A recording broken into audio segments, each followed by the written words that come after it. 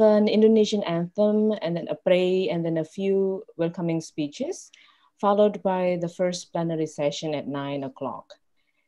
Thank you for your attention, and let us now begin our event. Assalamualaikum warahmatullahi wabarakatuh. Salam sejahtera bagi kita semua. Waalaikumsalam warahmatullahi wabarakatuh.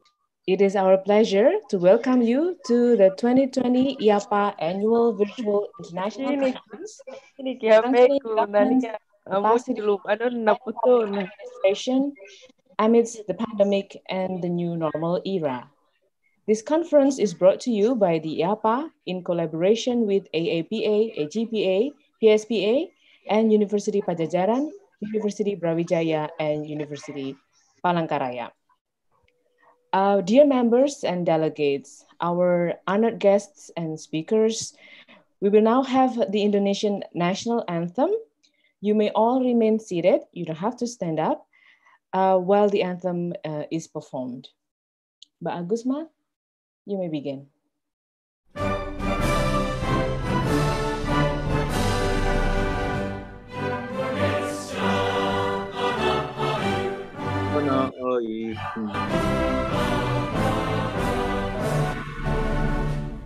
Di sanalah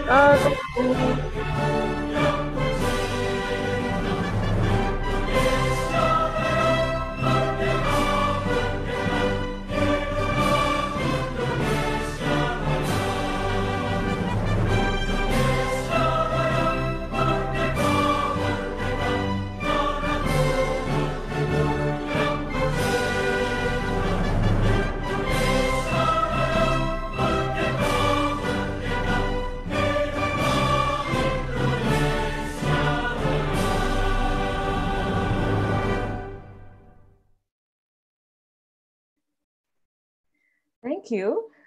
Now we'd like to ask Dr. Ahmad Bukhari to lead us with the prayer. Dr. Bukhari, you may begin.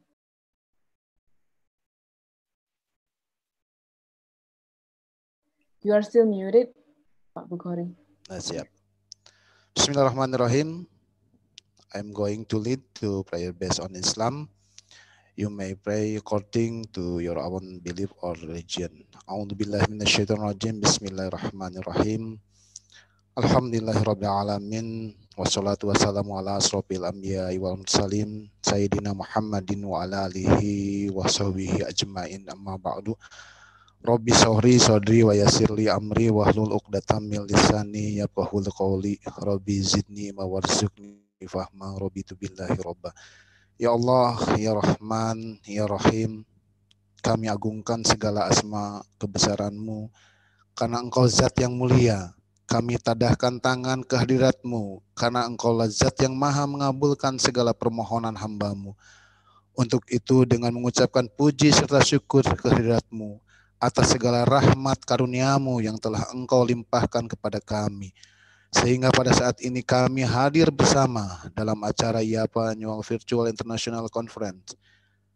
Karenanya ya Allah, lancarkanlah acara kami, berkahilah, penuhilah pertemuan ini dengan kebaikan dari awal hingga akhir nanti. Jadikanlah acara IAPA Annual Virtual International Conference ini sebagai majelis ilmu yang bermanfaat, guna menambah wawasan keilmuan kami, meningkatkan persaudaraan kami, meningkatkan semangat kami dalam beribadah, serta memotivasi hidup kami agar istiqomah di jalan kebenaran-Mu ya Allah. Allahumma inas'aluka salamatan fid din wa afiatin fil jasad wa ziyadatan fil ilmi, wa barakatan fil rizki, wa taubatan qalbal maut, wa rahmatan indal maut, wa magfiratan ba'dal maut. Allahumma hawin alaina fi sakaratil maut, wa nazza minal wal afwa indal hisab. Rabbana dhalamna anfusana wa illam taghfir lana wa tarhamna lanakunanna minal khasirin. Rabbana atina fid dunya hasanah wa fil akhirati hasanah wa qina adzabannar. Subhana rabbika rabbil izzati amma yasifun wa salamun ala mursalin walhamdulillahi rabbil alamin. Assalamualaikum warahmatullahi wabarakatuh. Thank you, Dr. Bukhari. Now we will begin our welcoming speeches. To begin this, we are pleased to have Professor Agus Pramusinto, the President of IAPA, to deliver his remarks. Professor, time is yours. Thank you very much. Yeah. Okay, Assalamualaikum warahmatullahi wabarakatuh. The Honorable Dean of Faculty of Social and Political Sciences, Universitas Palangkaraya, Professor Kumbiadi Widen, Dean of the Faculty of Administrative Sciences, Universitas Brawijaya, Professor Babang Supriyono, Dean of the Faculty of Social and Political Sciences, Universitas Pajajaran, Dr. Widya Sumadinata, the Chairman of the Association and distinguished speakers, Professor Eko from IAPA, Professor Alex Vilantes from IAPA, Professor Hujie Chen from TASPA, Professor Lisan Priyanti Kalina from PSPA, Professor Riana Miranti, University of Canberra, Professor Tipawan Losuwanarat from NIDA, Thailand, Professor Nik Rosnawan Abdullah from Tun Razak School of Government, Malaysia, and Professor Ron Hozeker from the University of Groningen, the Netherlands. All presenters and ladies and gentlemen, very good morning. First of all, on behalf of the Indonesian Association for Public Administration, I would like to welcome you all to the annual IAPA conference. This conference is a collaborative work between IAPA, AAPA, PSPA, IAPA, and TASPA. Thank you for your time to share ideas and experiences.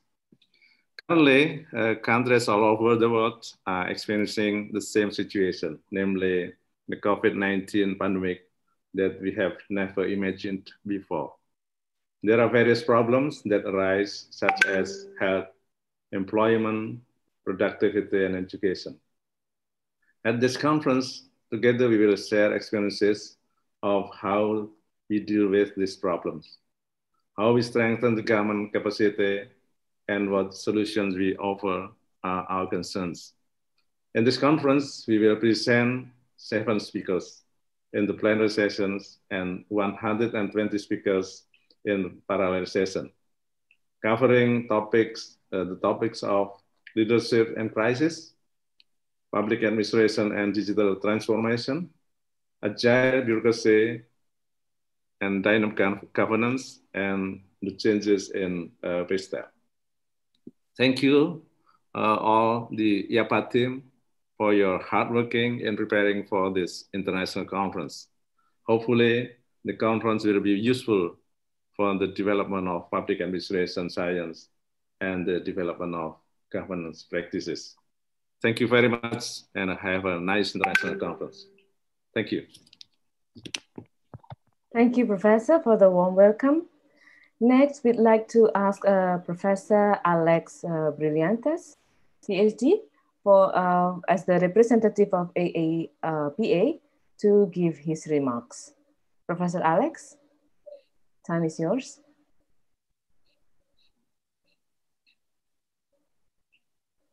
Prof.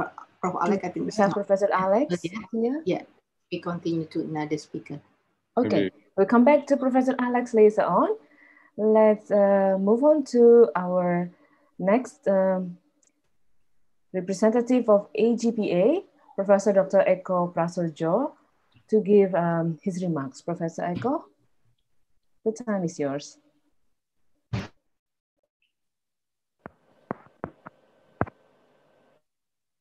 You are still muted, Professor. Excuse me. Oh, sorry. Yes. Sorry. No.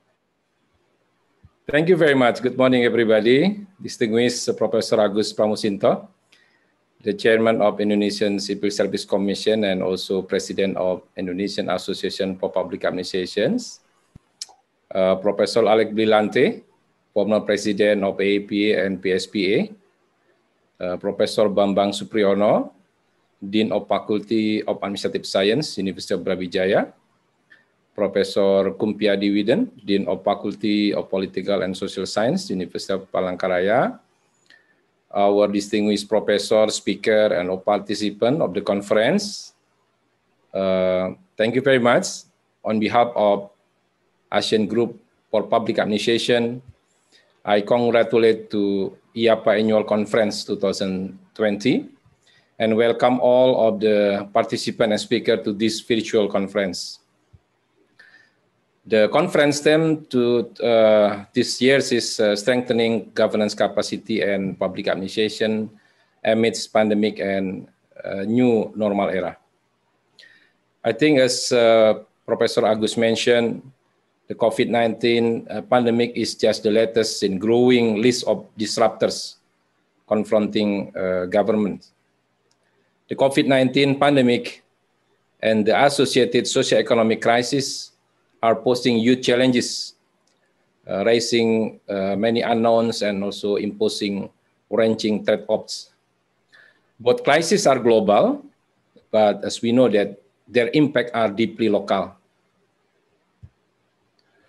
And we also facing global challenges, and now it's become a predominant issue to be addressed by all countries in the world. There are revolutionary shifts in society, as indicated by the rapid growth of information and communication technology and the adoption of various digital devices make the disruption era is inevitable. Digital governance is imperative. So becoming fully digital is no longer an option for the governments, but rather an imperative for their legitimacy as guardians of well-being and progress. In the disruption era and new normal after pandemic COVID-19, there are dozens of trends and shifts that are happening. Four of these things are the most salient, important, and significant in determining the future of public and private sector organizations. One is disruption in every sector of life. Second is ICT, artificial intelligence, big data, and also Internet of Things. So millennial workforce,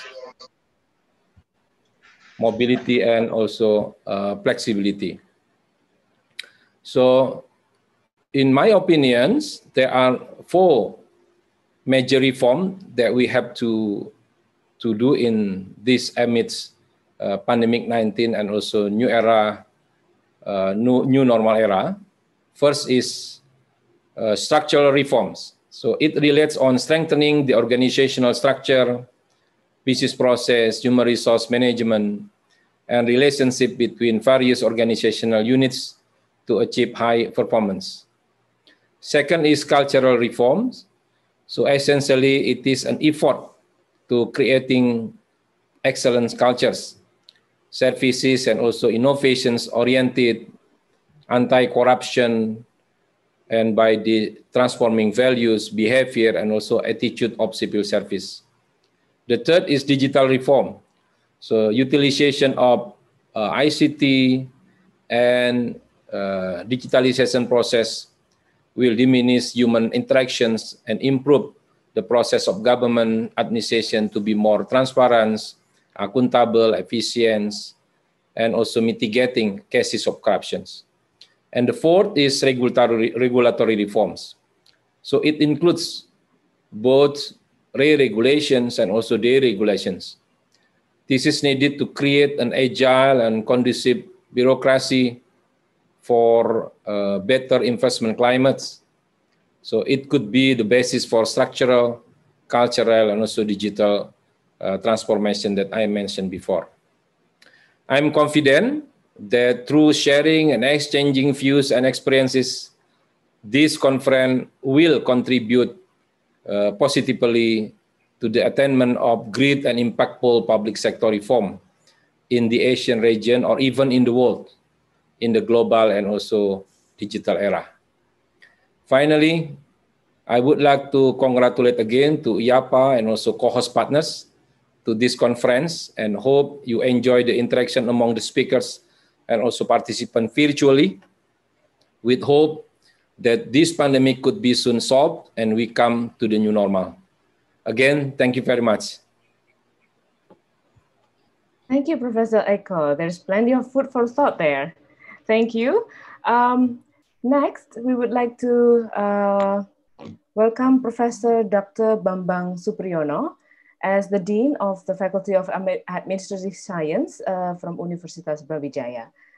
Professor Bambang. Okay, thank you, Mbak Agustina. Bismillahirrahmanirrahim. Assalamualaikum warahmatullahi wabarakatuh. Waalaikumsalam warahmatullahi wabarakatuh. Waalaikumsalam warahmatullahi wabarakatuh. Good morning, good evening, and good afternoon. The Honorable Professor Agus Pramusinto, Waalaikumsalam. President Indonesian Association for Public Administrations, Professor Dr. Alec Brilliantes, former President of Indonesian Association for Public Administrations, Prof. Eko Prasojo, President ASEAN Group for Public Administrations, Dr.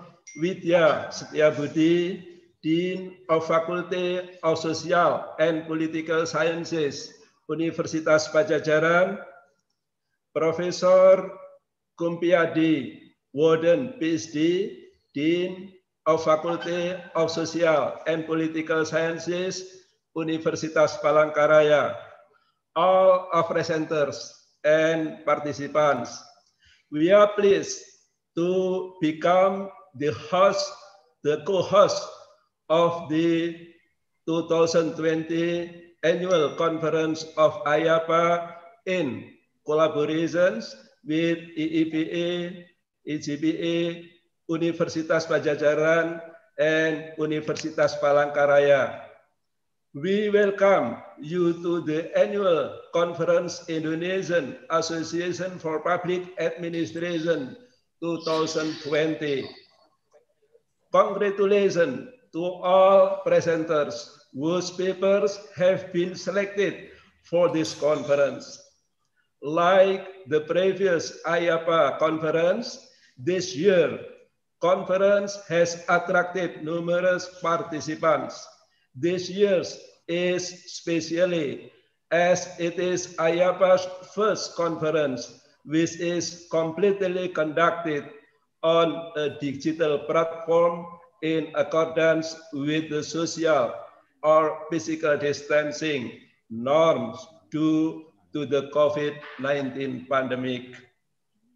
It is our pleasure to welcome plenary speakers who share their valuable knowledge and vast experience. Professor Tipawan Lor Suwarmarat from National Institute of Development Administration, Thailand. Dr. Lizan Parante Kalin, President Philippines Society for Public Administration, Senior Vice President and Dean of the Development Academy of the Philippines Graduate School of Public and Development Management. Dr. Riana Miranti from University of Canberra. Professor Dr. Ni Rosana Wan Abdullah from Tun Abdul Razak School of Government, Malaysia. Prof. Eko Prasojo, Dean, Faculty of Administrative Science, University of Indonesia. Professor Dr.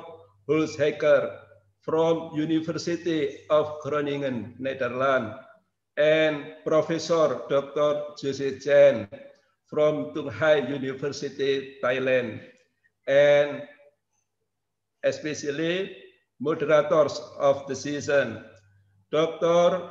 Bevuala Kusumasari, she is Secretary General of IAPA from Universitas Gadjah Mada, and Dr. Urskar Rahadian Danar. He is Head of Conference Department of IAPA Universitas Brawijaya. This year conference theme is strengthening governance, capacity, and public administrations amidst pandemic and new normal era. We hope that this conference being showcased for the current public administration development and provide valuable insight for public administration scholars and practitioners. The COVID-19 pandemic has shown us change and affecting multifacets in your life. Much of the burden of fighting the multi-impacts of the pandemic falls on central and local government. Consequently, higher levels of government need to empower decision-making at the lowest, most appropriate level.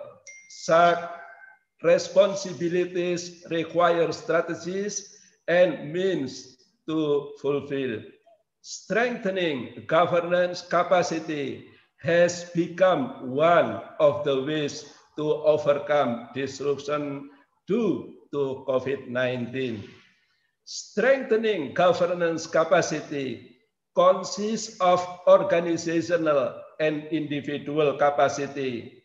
Organizational capacity is critical of the effective implementation of policy.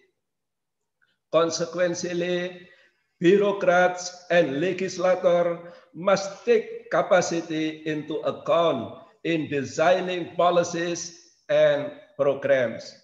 Capacity is an investment that affects a policy's subsequent quality or implementation level.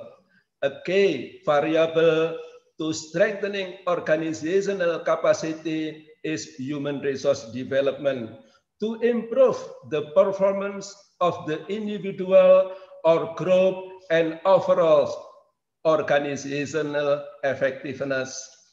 It includes developing the employees' competencies, organizational strengthening to establish to the right function and size of the organizations, and implementing institutional reform to achieve a better governance.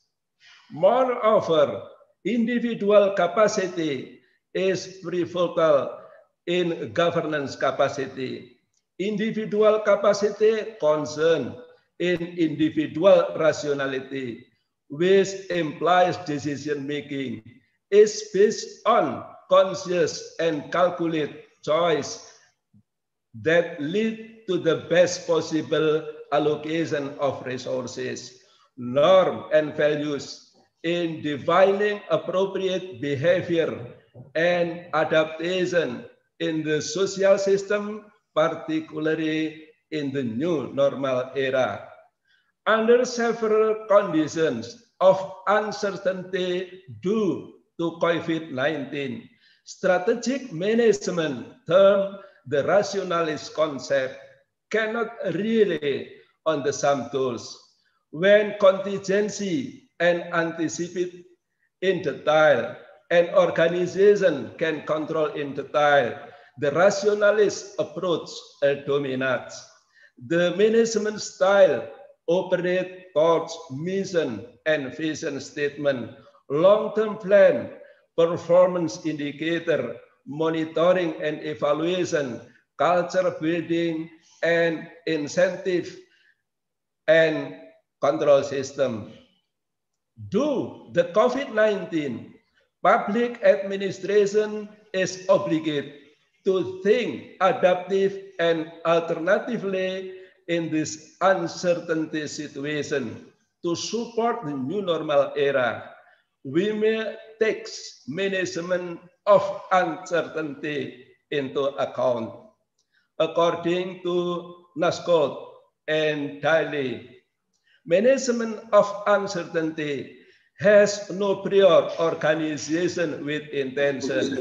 Designing the use, power, and interest as pluralistic political system, establishing self-organizing team with power and group dynamic. It develops multiple cultural, discover challenge, generate new perspective, test race, create resource lack, and support a hierarchical sensor system. We look forward to hearing from presenters and participants. We will have fruitful and rewarding exchange at this conference. And we wish every success with the prestigious conference. We want to express our thanks to the committees that organize this critically important conference. Thank you. Assalamualaikum warahmatullahi wabarakatuh. Waalaikumsalam warahmatullahi wabarakatuh. Thank you for the insights, Professor Bambang. Next, we'd like to welcome a speech from Dr. Widya Setiabudi Sumadinata, the Dean of the Faculty of Social and Political Sciences, Universitas Padjadjaran. Dr. Widya Setiabudi, the time is yours. Thank you, Ibu Agustina. Bismillahirrahmanirrahim. Honorable President of the IAPA, Professor Agus Pramusinto, Honorable Representative of the EEPA, Professor Alex Brilliantes, Honorable Representative or President of AGPA, Professor Eko Prasojo, my dear colleagues, Dean of Faculty of Administrative Science, Universitas Brawijaya, Professor Bambang Supriyono, and the Dean of Faculty of Social and Political Sciences, Universitas Palangkaraya, Professor Kumpiadi Biden, honorable speakers, distinguished members of IAPA, ladies and gentlemen, Assalamualaikum warahmatullahi wabarakatuh, and very good morning. It is with great pleasure that I welcome you all to the 2020 Virtual Annual Conference, Indonesia Association for Public Administrations. As someone once said, the show must go on. Even not that this is not a show, but I appreciate for your effort to be together virtually. And so let me first thank to President of the IAPA, representative of the EEPA, representative of EGPA, the deans, for working together with us to organize today's conference. I would like also to express my deep appreciation to the distinguished panelists for joining us today to share their expertise and experience in public administration issues. Furthermore, I would like to express my gratitude to the steering and organizing committee of this conference for their support in making this conference possible. Distinguished guests, as Professor Bambang, Professor Eko, and Professor Agus said, we are facing two big challenges. They are the COVID pandemic and the development or increasing the application of artificial intelligence and its impact on public administration issues. And during the very fast development of information technology lately, in an atmosphere of the all Internet of Things or IoT, the increasing strengthening of artificial intelligence in public administrations, I think, in my opinion, public administration scholars are facing a much bigger challenge than in the previous years. Scholars and practitioners must be able to adapt to this change by producing creative and innovative works so that we are able to answer these challenges. And to be able to overcome the increasing of complexity problems, scholar, especially a scholar in public administrations, must develop transdisciplinary approaches and collaborative attitudes together with scholars from various disciplines. And I sure through annual conference that we have been doing, I hope we can further improve our critical skills and produce creative and innovative works. Distinguished guests, ladies and gentlemen, in closing, I would like to once again thank to our distinguished panelists for joining us today. Many thanks to you all for making the time, and I'm sure we will have very enlightening and fruitful discussion. And to all participants, I would like to congratulate you on attending today's conference, and stay healthy and happy. Thank you very much. Yes, thank you, Dr. Vidya, for sharing your thoughts with us. Next, last but not the least, a welcome speech from Professor Kumpiadi Widen, the Dean of Faculty of Social and Political Sciences, Universitas Palangkaraya. Professor Kumpiadi Widen, the time is yours.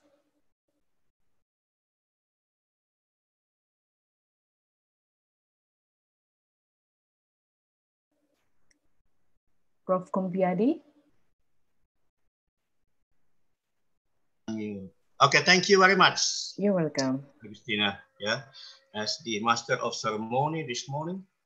Good morning, ladies and gentlemen. First of all, let me express my warm greetings to Professor Agus Pramusinto, President of IAPA, Professor Alex Briantes, representative of IAPA, Professor Eko Prasojo, representative of APA, Professor Bambang Supriyono, Dean of Administrative Science Faculty, University of Brawijaya, and Dr. Widya Setiabudi, Dean of FISIP, University of Pejajaran, Bandung, and all participants, delegates, presenters from Indonesia and also overseas. It is my great pleasure to welcome all the honorable participants and delegates to the annual conference Indonesia for Public Administration. I hope all of you are well this morning and in God's protection. Ladies and gentlemen, it is in my mind that this annual conference, Indonesia Association for Public Administration, IAPA, is very interesting and important. Why? Since this conference is being held in the era of Industrial Revolution 4.0, or the fourth Industrial Revolution, and also COVID-19 pandemic. All of us know very well that nowadays we are trail a new era as the impacts of the information technology revolution. The survey conducted by the World Economic Forum note that the fourth industrial revolution becomes a threat to most developing countries. Some concern arises as to the uncertainty of public institution transformation to confront the challenge in the fourth industrial revolution. Moreover, the uncertainty impacts of the fourth industrial revolution, such as job reduction caused by digitalization, may become a serious threat to public institutions. Smith 2014 argues those changes may drive to the instability of a government institution, public administration, and policy delivered to the community. The fourth industrial revolution revolutionizes not only physical appearance, but also nation behavior towards service provided by the government. The community is reactive in expressing their opinion throughout the social network or online petition in order to criticize public management. Thus, the industrial revolution presents not only create opportunities, but also a threat to public policy, and administration. Ladies and gentlemen, last but not least, due to the COVID-19 pandemic that still threatens all people of the world, therefore it is our obligation to come together to defeat this common enemy, at least by doing full main effort, by using face mask, washing hands, to keep social distance, and avoid crowd. I think that's all my speech. May what I deliver be useful for you. Have a good time for the annual conference. Thank you very much. Thank you for the wonderful welcome, Professor. Now that concludes our welcoming speeches, as well as this opening ceremony. We're now moving to our first plenary session, And let me introduce our wonderful moderator, Dr. Befaula Kusumasari. She's a lecturer at the Department of Public Policy and Management, Visipol Universitas Gadjah Mada. She has published numerous articles nationally and internationally, so she's the perfect person for the job today. And before I leave it to Dr. Befaula, on behalf of the committee, I'd like to wish you all a fruitful and beneficial conference. Stay healthy, stay happy, everyone, and have a good morning and enjoy the conference. Bu Ola, I leave the stage to you. Thank you. Thank you, Mbak Ari. Thank you very much. Maybe Alex there? Oh, Alex is here? Yeah, just try to call him. Oh, yeah. Oh, okay. Hi, Professor Alex. Give him 5 minutes, yeah. Yes, sure. I didn't know you have arrived, Professor Alex, but I'm sorry. If you would like to give the speech, you still have time. Yes. Just welcoming. Just 2 or 3 minutes. Welcoming anyway, speech.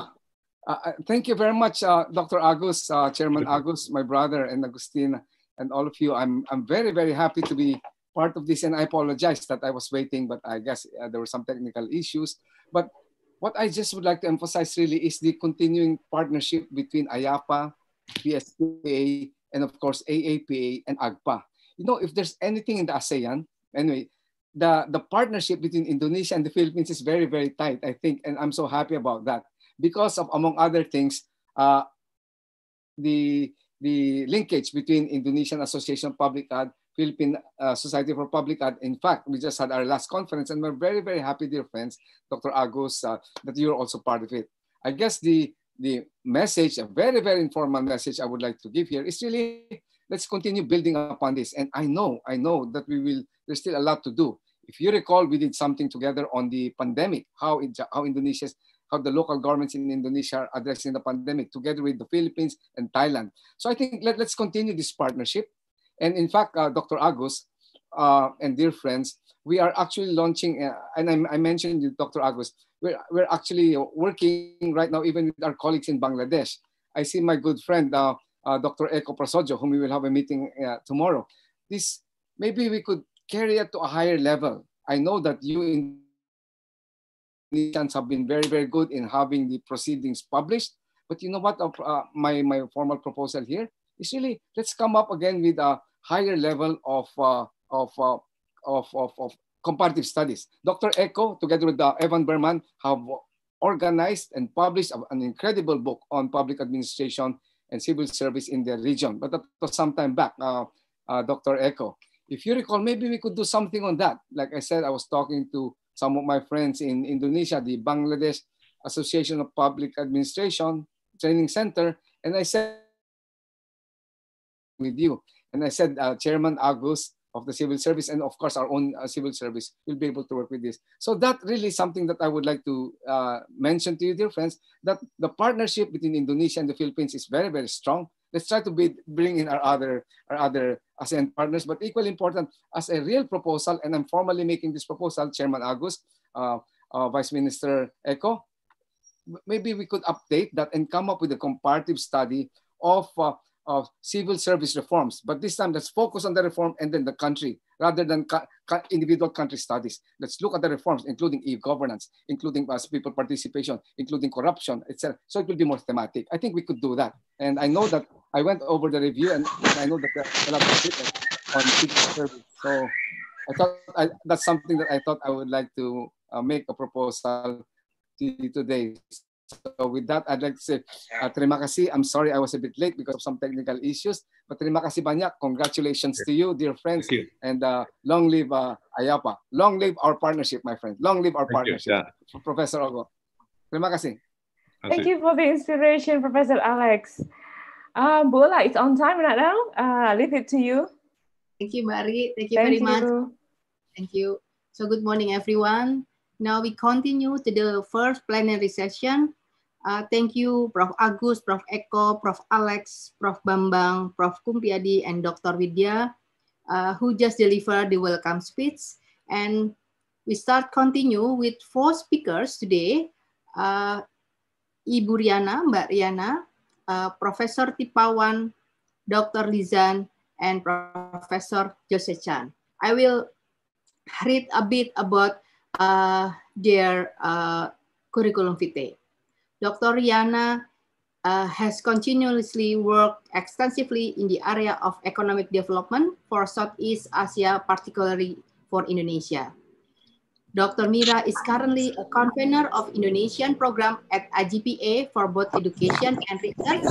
And Dr. Mira has been working under several Australian Research Council, which is focused on children and youth well-being. And Professor Tipawan is a professor and a former dean at the Graduate School of Public Administration, National Institute of Development Administration.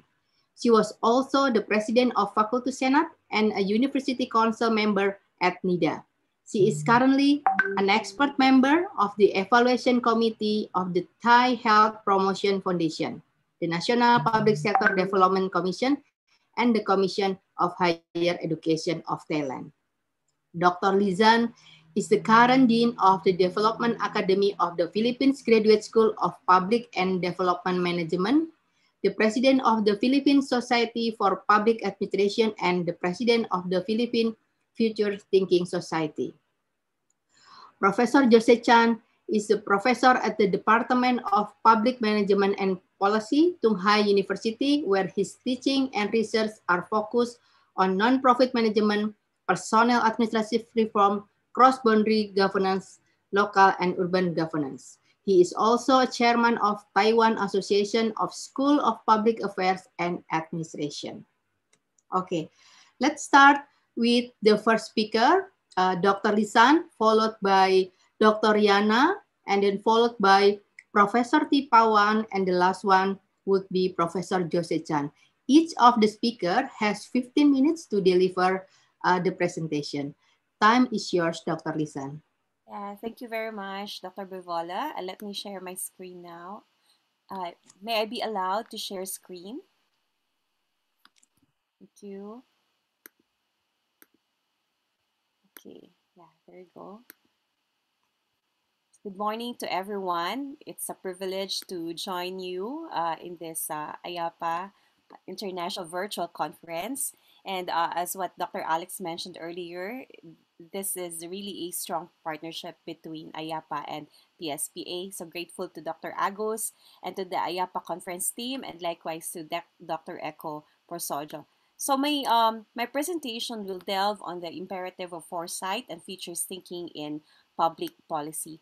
And the presentation will basically give focus on a brief description about the history, the futures bridge, and the initiatives that we've introduced for the past 7 months, and likewise the imperatives of futures thinking and foresight in public policy.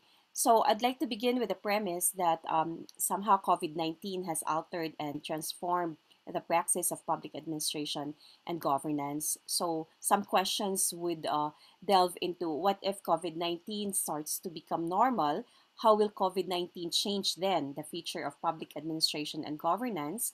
And how are we going to innovate through sound policy decision making? So, with these questions, we considered, or the paper considered that in the case of the Philippines, futures thinking and foresight has arrived really as a 21st century human ability or skill fully and intensely this COVID-19, because the global health pandemic enveloped us in total uncertainty, insecurity, and anxiety and depression. As you can see in this slide, there are the unknowns and the unspoken, which is reflected in this futurist metaphorical menagerie. So, with that, there's really a demand or imperative for the use of foresight, future thinking, and other related skills in this situation. And we have to take into consideration as I mentioned earlier, the unknowns and the unspoken, like the gray rhino, the black elephant, the black swan, and the black jelly, which COVID-19 has been classified by many experts as black jelly. So, in this paper, in order to cultivate foresight features thinking in public policy, it argues that there are three companion skills which need to be developed, and this include anticipatory governance, knowledge co-creation, and frenetic leadership. In fact, the World Economic Forum and the OECD mentioned that there are 21st century skills that we need to focus on, and this include features thinking, features literacy, systems thinking, and anticipatory governance. So likewise, this paper bid for a holistic approach to carving out desirable features towards sound policy decision making. And likewise, this paper describes the nature as well as the extent that these imperatives signify important inputs in features thinking and foresight. That is why a framework on the rings of futures leadership and governance is being presented here, where there are three tools: features thinking, foresight, and knowledge co-creation. But what's unique and important here is that it's being enveloped or wrapped by frenetic leadership.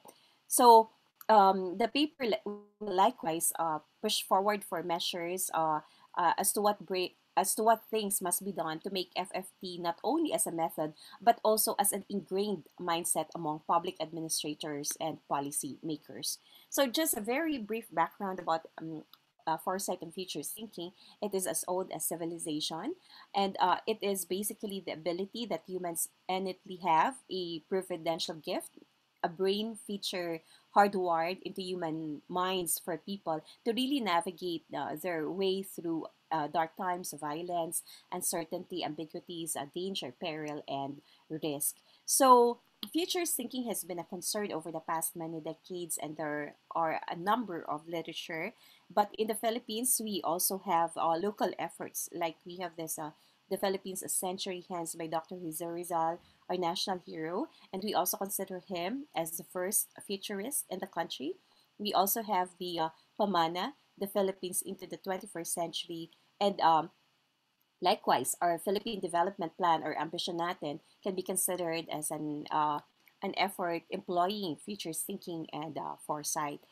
And in contemporary times, just like in the past 7 months, we're able to organize a professional organization, and that is the Philippine Futures Thinking Society, and we formalize the praxis of FFT in the Philippines through offering education and training to our local and national government officials. And in November, also, we'll have this conference and and we had knowledge co-creation activities that really democratized futures thinking in the Philippines. So at the Graduate School of Public and Development Management, we were able to establish a Knowledge Innovation Hub Lab. It's a platform where there are seven other areas, but we also give focus on future studies platform. And recently, we had a chance to present before the Senate Committee on SDGs, Futures Thinking and Innovations, a strategic foresight framework with Dr. Alex Brillantes and with other senior fellows of the DAP Graduate School. So with these initiatives, it paved the way for the Senate to appropriate funds on research, particularly on SDGs and futures thinking. And this is already a continuing effort. We are already on our second year for operationalizing futures thinking and foresight in the country. And recently, we introduced a number of policy foresight um, reports and tools. And this one came out in our GSPD and policy foresight as a response to COVID-19. This is more on the short term approach to continue business operations. But for the long term, we're able to present this to our policymakers, including the creation of national and local stockpile in support of SDG 11 and 12. And also, as I mentioned earlier, we're able to formalize the practice and theory of FFT in the country by participating in the Senate committee hearings, by introducing frameworks through knowledge co-creation, and through the offering of certificate courses. And I would like to quote my colleague here, Dr. Chen, on the definition of foresight. He's so kind to give me his article on this one. It's a study in Taiwan, and he defined it as, and his colleague, as a systematic and long-term in-depth study on the scientific, technical, economic, environmental, and social processes. So foresight studies are mainly related to science and technology foresight and policy foresight.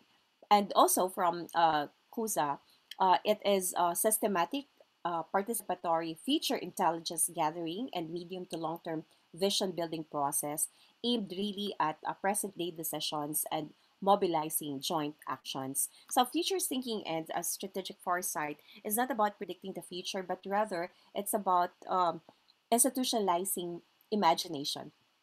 So it's about imagining multiple futures in creative ways using policy tools and techniques. And also, it heightens the ability to sense, shape, and adapt to what happens in the years ahead, according to Skoblik. And Dr. Eko Prasaja mentioned earlier about the future, about policy reform within this context. So, futures thinking is an approach to identifying long-term issues and challenges, really to shape the future development of a policy area and therefore explore their implication for policy development. So it's participative, and it's really about looking into our preferred and plausible features. And accordingly, public policy includes, of course, um, a way to get in which problems are conceptualized and brought to the government for a solution.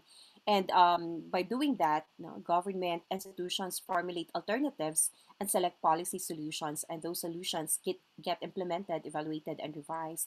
And to build up the capacities of our policymakers, we need to introduce foresight and features thinking. So in this slide, you see the features bridge, how we connect policy and foresight. As you can see, and as you all know, we have a process in public policy, and here they connected the process also in foresight.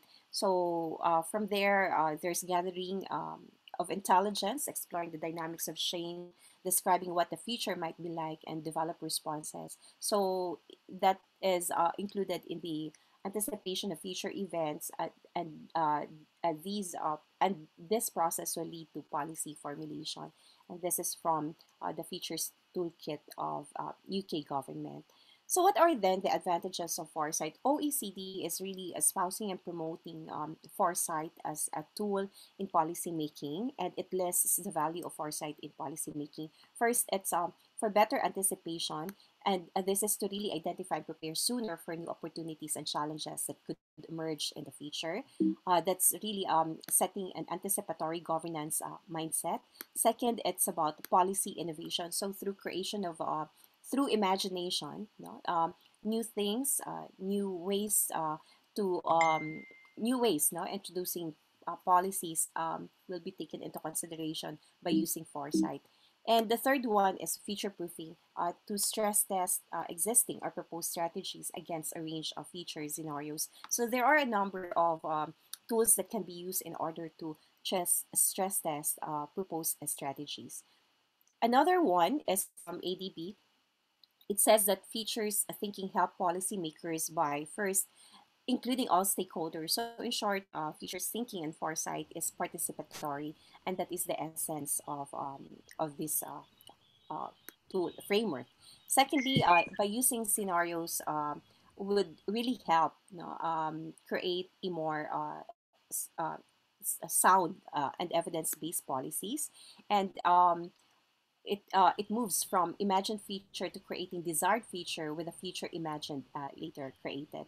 So these are the points raised by ADB on the imperatives of foresight. Um, Also, in this paper, just to mention and give emphasis on this, the imperatives of foresight and futures thinking in policy will delve into the awareness of gaps, missing pieces in making policies that we need to address. So there are a number of problems from policy adoption, rather from policy formulation to adoption to policy implementation. So these are gaps that we need to look into. By using futures thinking and foresight, we'll be able to address this gap. Secondly, is to look into the public sector values. This is very important because having tools on governance and public administration is not enough. It is important that we also look into the public sector values by embedding and incorporating these public sector values. And particularly in the Philippines, we refer to our 1987 Constitution and our two Republic Act 6713, which is the ethical code for public employees and government officials. And of course, these have not been uh, given attention. But we at public administration community, especially with Dr. Alex, we are really espousing, promoting, and emphasizing that public sector values are very important in the development process. Another is by enriching FFT, we need to have this three companion 21st century skills. Anticipatory governance is one. It's really about building up the capacities of our government officials. And now we are in the process of doing that, and we included the youth for this one because we have a program for for the youth in towards youth development. And knowledge co-creation as part of a frenetic leadership framework. And it is in this paper, it was emphasized that it is through knowledge co-creation that we are able to introduce innovations and agility in the organization. So it could be a social innovation or technological innovation. But before going to that, there should be knowledge co-creation. And the last one is frenetic leadership. Frenetic leadership or wise leadership um, or ethical leadership, as we label that in the Philippines. This is already incorporated in some of our courses in public administration. And there are good responses from our policymakers to institutionalize frenetic leadership as a framework towards development. And they find it very inspiring for them to create more innovations and reforms in the public sector. And another is on the expansion of networking and the Hiraya Foresight framework. It's always good to have this foreign frameworks, but what is important is to contextualize it based on our culture, based on our values, and based on our ethical, based on our community, on our existence. So we term a foresight as Hiraya foresight because Hiraya means it's an ancient Filipino word which means fruits of one's hopes, dreams, and aspirations. So we believe that through the participation, or yes, through the participation of Filipino people, we will be able to ignite Hiraya through the power of foresight, and they will become contributory to policy making. So very briefly, I would like to conclude, no, and the paper, actually it's a long one, recommends that we need to cultivate futures thinking and foresight in the Philippine government right now, particularly in the Philippines, in order to build the capacities of our policymakers, and not only to build their capacities, and but also by building their capacities, they will be able to infuse futures thinking and foresight in our policies. And another is to start small, then later institutionalize through intense, cooperative, collaborative education and training. What we're doing now is we start with a community of public administration practitioners and scholar to really promote and push for FFT to become part of the policy making process. And we also recommended that a central unit to be named, this is indicative, as the National Institute on Futures Thinking and Anticipatory Governance. And this was also presented before the Senate Committee on SDGs, Innovations, and Futures Thinking, together with Dr. Alex Brillantes.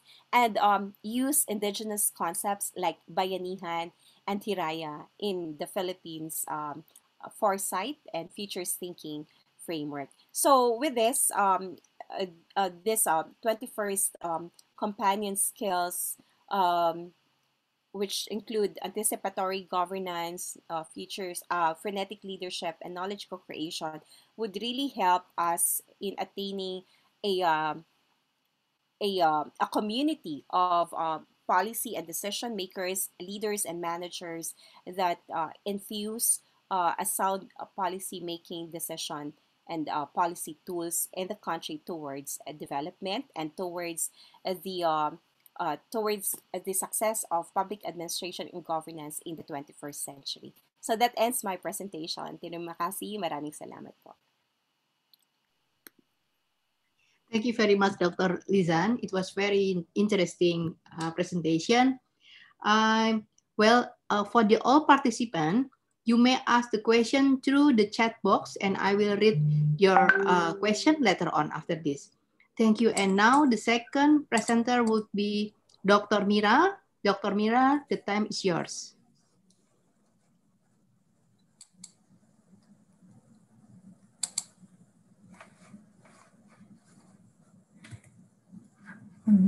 Thank you very much, Dr. Bifaula. Good morning, Professor Agus, Professor Eko, distinguished professors, honorary speakers, and also, colleagues. Selamat pagi di Jakarta, and then it's been really, I think, a pleasure to be contributing, and also thank you very much for the invitation to speak at this conference. Just would like to try to share the screen first. Let's see.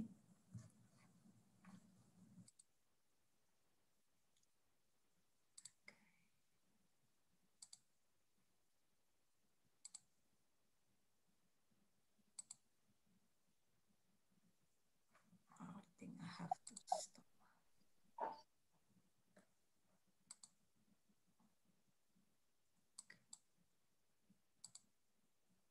Can you see the screen? Is it? Okay. I think it's not the one. It's fine, Ibu Mira. Yeah, sorry. Okay. I think it's should be this one.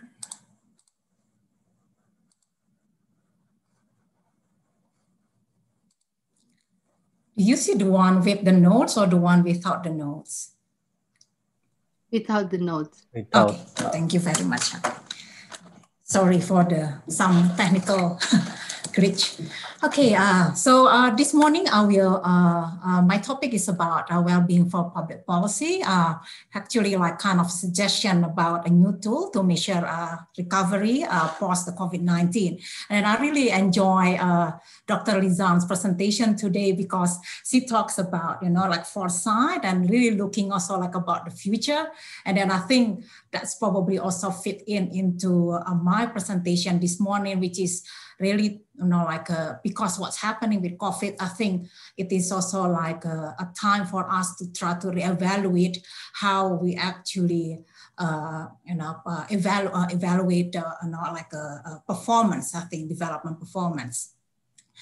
So this is just the outline of my presentations. Then I think we experienced COVID really impacted us, and then the impact of COVID really affect all aspects of life. So not only economics, socioeconomics, but also like health, mental health, and also others.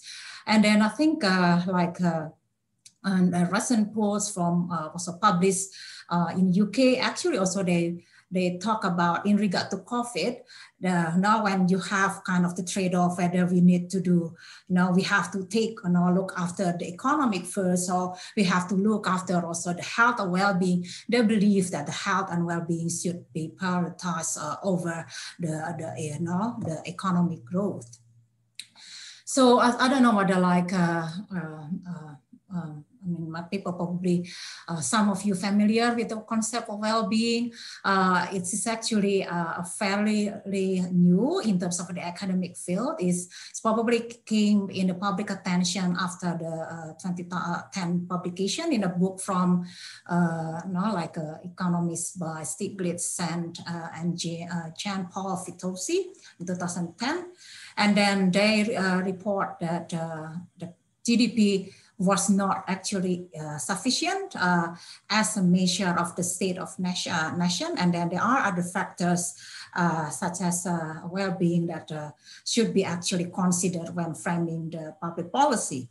And then I think the experience and also the literature also discussed and that the holistic policies that address well-being are likely to be more successful in advancing population rights with equity. So, okay, so what is the definition? It is the extent to which the person has high quality of life, can achieve desired outcome in life, and then contribute to the society. And then sometimes it's also like defined as the individual that have, sufficient in terms of psychological, social, physical resources that people actually need to meet particular activities and also challenge. It is fairly new field and contested, but has been used for policy purpose. And then I will discuss a couple of examples. In practice, it is multidimensional, capturing all important aspects in life, and then including the governance component, which is probably fit into the topic of the conference, particularly that we should be able to strengthen the governance capacity. And in practice, they have usually some domains and also the indicators. And then if we talk about the governance domains, then we have indicators in as part of the domain. So in terms of the measurement itself, they are the objective on, and I think later on also there is subjective measures. So the objective measures are indicators that are able to be measured by external observer independently. They're usually measurable characteristics of people and communities. And this is probably the one that maybe really the more standard kind of indicators, like for example, people easily can understand about educational attainment, like means year for schooling, or unemployment rates, or pengangguran, or income, for example. But there has been also increasingly, I think, usage of the subjective measure, which can really about, like asking people on the experiences, like perception, feelings, and then, then it's subjective, right? And then I think in practice, it's been really used, like for example, to evaluate a person of the life satisfaction or happiness. And then in terms of the policies, when you try to transfer this like set of ideas or domains of indicators to the policies, then we kind of like come up with the well-being framework, which is a set of the structure of the ideas of principle that become a basis to measure and achieve the well-being. And then it's a mixture. It contains both objective and also the subjective indicators. And then I would like to then lead the discussion to the one that probably examples that I would like to discuss here, which is on the, so it's in the policy learnings. I think we can learn from two examples that, so I live here, so like I work at University of Canberra, I live in Canberra, and then the Canberra state government, Australian Capital Territory government, actually already adopted this well-being framework, which is the measure of how Canberra progressing. So using the ACT, the Canberra data and index. And then they measure this well-being because they would like to understand how, you can, the government can improve the lives of all Canberrans and support those who need it most. So it's really about like helping them to, the government to do the policy targeting better. And then I think you also probably realize that New Zealand's also like the government also that they try to have the living standard framework to adopt the well-being into their policy as well. So if you were to talk about, like ACT or Canberra well-being framework, then you have like really like 12 domains here, and then where it goes to the personal well-being, and then you can actually see like there is a governance and institution as part of the domain, and you can actually see that actually comprehensive, and then the way they come up with this is based on co-design process. It's not like over 8-month period, or not really discussing with around like 3,000 people, then as well as many community organizations, universities, UC are involved, ANU are involved to try to represent overall diversity of Canberra. And then this will inform government priorities, policies, investment decision that included through the annual budget process. To help inform the budget priorities areas. And then you can actually, this is what Canberra says about well-being, and then they actually try to incorporate that into their framework. And then this is some domains, like personal well-being, which is the aims. And then you will see that the governance domain here, and also they evaluate, for example, trust in government, trust in other institutions, feeling the voice and the perspective that matters, access to justice, and also restorative practice, and also human rights. So they actually conduct this survey, and also the combination of the Canberra data to be able to, evaluate the governance domain as part of the well-being framework. And then this is also the other example, New Zealand Living Standard Framework. So they have also like 12 domains of current so they actually divide in current well-being and also the future well-being, and then to build, to build resilience of the New Zealand people, and that's this Living Standard Framework really complement other analytical frameworks that the Treasury of New Zealand actually use. So you can, and then I think they also really focus on intergenerational matters. So because they would like to make sure that the living the improvement of living of standard distributed well across people, across places, across generations. So it's really a comprehensive, like a well-being framework. So as you can see, also there is a civic engagement and also governance, which is on the voter turnout, trust. So we really see that the trust is really becoming very, very important. I mean, like for the Canberra, examples, and also for the New Zealand one, and also the perceived corruption as well as part of the indicators. But as you can see here, it's not only about the engagement of our governance, but also we talk about cultural identity, environment, health, knowledge, skill, income, safety, security, and others as well. So it's really comprehensive kind of, all aspects of life.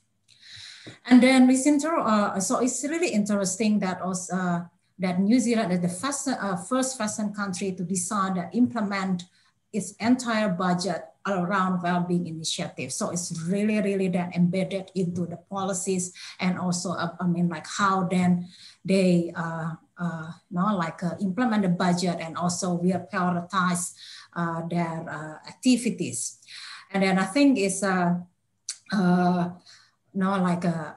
this is probably also being adopted by others. I mean, not only by Canberra, but like, for example, New Zealand actually also with the OECD's Better Life Index, and then also like by some of probably people also familiar that Bhutan also adopted the Gross National Happiness Index other than GDP. So really looking into the multidimensional aspect of performance. So just like this is for in terms of the practices. Like the well-being measure must satisfy 3 general conditions. So it has to be theoretically rigorous, and then policy relevant, empirically robust. We always talk about in public policy that evidence-based policy needs evidence-based also. So that's why then we need evidence-based indicators. So I've been doing some research as well when which one those indicators are for, really based on evidence as the robust indicators of the well-being. So why I'm talking about this one? I guess is in terms of Indonesian context. I guess it's really important. I think for us to start about this, particularly in the context of COVID-19, which have impacted all aspects in life. And then I guess if we haven't even probably reached the recovery period, but I guess it's somehow then to borrow Dr. Rizan's presentation as well. I think we need to start to look at the future as well. To see then. So I think we need to look at the well-being as the really overall framework. Then particularly we have also decentralizations, right? We know that in terms of COVID, I think there are some COVID-related policies that been done by a local government, and then I think it will be really good, and also the local government try to look at these frameworks as for the future. And then as Indonesia is really strong in the culture, a collectivist society, where there is a strong group of norms and also very diverse. So what is important for some people may not be important for others. All those things are diversity. So it's really capturing inclusivity and also diversity if we adopt this kind of framework. So I think just to conclude, I think the lessons we learned, I guess in this case is I'm kind of suggesting we do some policy learning from those examples or from other countries or other jurisdictions, because the impact of and recovery of post-COVID cover our sectors. And I kind of thinking we have a strong communities, we have diversities. There is a room to co-design with communities, but of course I think in terms of practice there's a different. It's probably it's not straightforward, something that to think about. And then potentially we can use available data. We have really quite really good statistical data that we have with the Bureau of Statistics, but we can also run other surveys. And then the baseline that we can set up and we can evaluate progress over time. And then, you know, also like I have a kind of like a dream that if we can integrate that into the budget process to identify priority for areas of recovery. And then I think with those things that hopefully then it will strengthen the government performance as well. Then because then accountability hopefully will be better, and then this one will be also part of the evaluation. Like for example, we can also evaluate how the citizen happiness correlated with their trust on the local government in mitigating the impact of COVID. So something that's I feel like really want to, bring up the topic as a suggestion for us to do some policy learning, for the future during the, a simplification of the COVID-19. I think that's probably all. I think that's what I want to say. And terima kasih banyak for the opportunity. Thank you. Terima kasih, Dr. Mira. It was very interesting. About the well-being for public policy. It is very new concept, I think, for most of us. Okay, the next presenter would be Professor Tipawan. Professor Tipawan, time is yours for another 15 minutes. Okay. Good morning, everyone. Professor Agus Pomusinto, President of the Indonesian Association for Public Administration, honorary guests, ladies and gentlemen, it is my privilege to receive an invitation from Professor Agus to be a speaker at this conference, IAPA 2020. It is my second time actually with IAPA, the first time in Surabaya. Thank you to speakers. Your presentations are very interesting about public policy that we have to concern in the public administration area. Okay. The theme of the conference is strengthening governance capacity and public administration amidst the COVID-19 situation in Asia. I will address this focus and then discuss some critical factors. As is well documented, human history has experienced many kinds of pandemic, but not pandemic has had such a serious impact on the world economy as COVID-19. The current impact of COVID-19 varies across countries and continents. The End Coronavirus website classifies countries into 3 groups: winning, nearly there, and need to take action. 10 countries in Asia have been successful in beating COVID-19. 10 countries are nearly there, and further 23 countries need to take action. So the question is, why does the governance capacity of each country so differ? In my presentation, I would like to address this question, which needs ongoing exploration. First, leading with scientific knowledge and empathy. Leadership of the country is critical during a pandemic crisis because leaders will provide a sense of direction for the government's policies and influence people's behavior to negotiate the crisis together.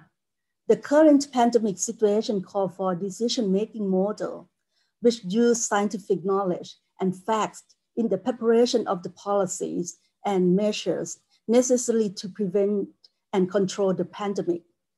The cross bond between heads of state and medical professionals is a non-negotiable necessity.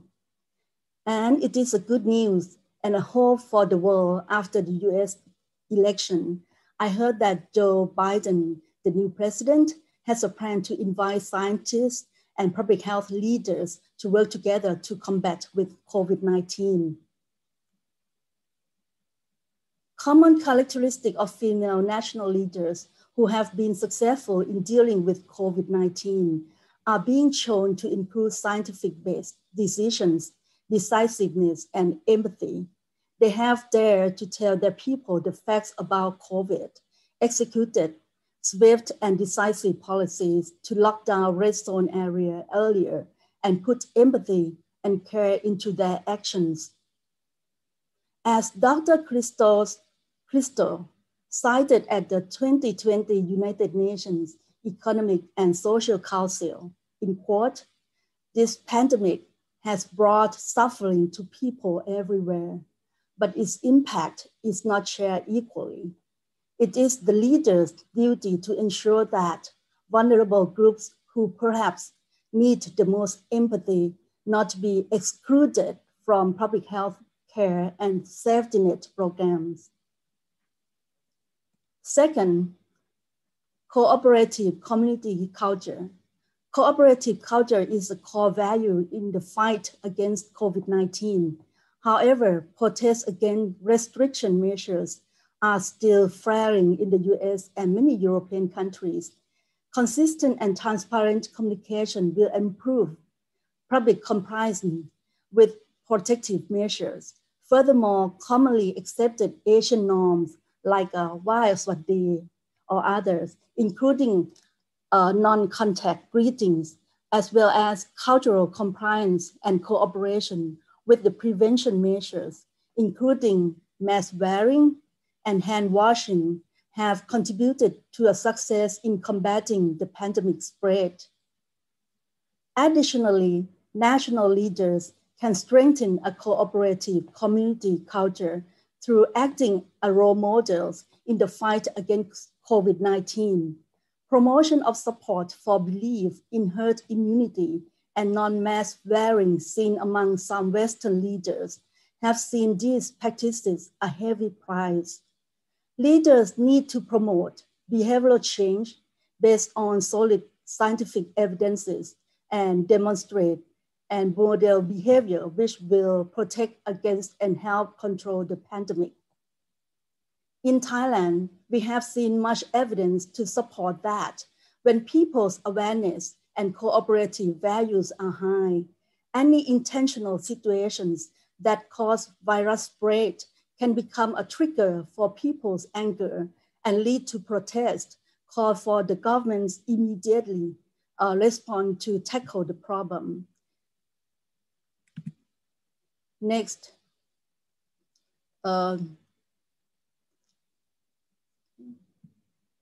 public policy to balance public health and economic aspects. The coronavirus pandemic requires responding governments to formulate policies to balance the public health and economic demands of the country. We are learning that tightened containment measures limit domestic activity and disrupt trade, tourism, transportation, and service sector activity. To meet such challenges, governments in many countries have adopted fiscal and monetary stimulus packages for the poor, SMEs, and other businesses affected by the COVID-19 pandemic restrictions. However, these are short-term alleviation measures. In the medium term, policymakers need to reconsider their country's economic structure as the global COVID risks grow. For example, how to balance economic internal and external reliance in order to reduce any pandemic impact. For instance, Chinese government policy is seeking to transform their economy to a higher reliance on domestic demand as foreign trade declines. Fifth, participatory governance. In the diverse societies, participatory governance is a collaborative effort to draw contributions from various sectors to solve problems. The government should be ready to open up to a wider spectrum of stakeholders, selecting the right level of public participation for each issue in a particular area. Public and private partnerships aid in developing a community capacity towards better decision-making and uncovering innovative answers to mitigate the challenging effects of COVID-19. When there is a shortage of medical supplies and equipment, many Thai people and businesses have voluntarily donated medical supplies and advanced medical innovations for hospitals. However, Like other developing countries, Thailand has experienced a challenging medical personnel to number of citizens ratio, with our 1 million village health volunteers spread nationwide and serving as frontline guard against COVID-19. Recently, a World Health Organization representative in Thailand described these volunteer groups as unsung heroes who work to support the prevention, detection, and reporting of COVID-19. Another aspect of participatory governance occurs in the cooperative relationship among the central, regional, and local government. Although centralization decision-making in formulating policy during a pandemic is suitable for the crisis, more inclusive decision-making at the regional and local government levels will improve access to information and efficient policy implementation. It has been found that many regional and local centers in Thailand have presented constructive policy interpretation and even more rapid and innovative implementation. Sixth, digital transformation. COVID has speeded up digital transformation in many sectors because governments have needed to encourage people to work from home during containment periods. This situation has provided opportunities for new business to emerge, including online food delivery, online commerce, virtual conferencing, telemedicine, and gaming products.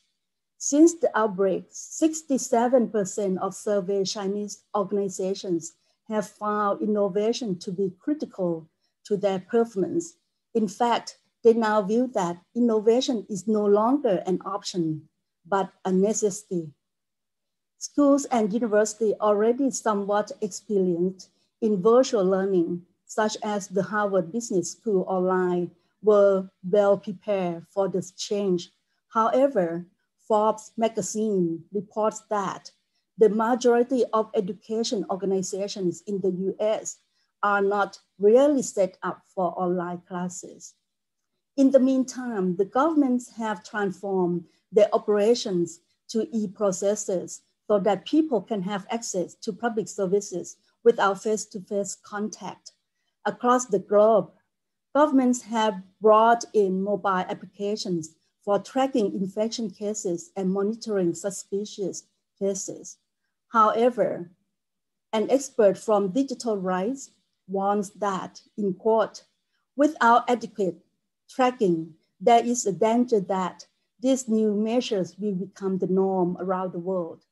Although some may appear entirely legitimate, many pose a risk to citizen right to privacy and freedom of expression. The obvious challenge is that many developing countries still lack the technology infrastructure essential for the seamless running of such innovations. For example, high-speed internet and reliable signals in order to offer efficient services.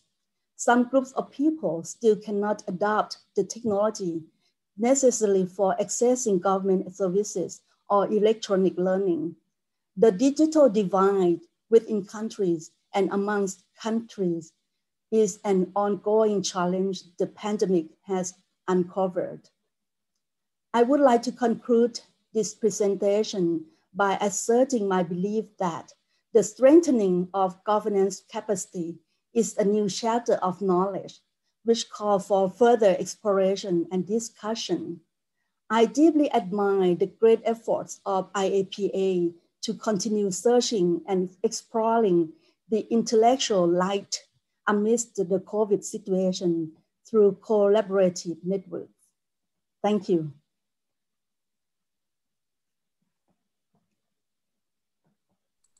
Thank you very much, Professor Tipawan. It was very wonderful to listen your presentation. Now is the last presenter would be Professor Jose Chan. Time is yours, Professor. Thank you, my dear moderator. This is Jose Chen. I would like to confirm, can you hear me all? Yes. Oh, that's wonderful. Thank you. All right, let me display my, my screen.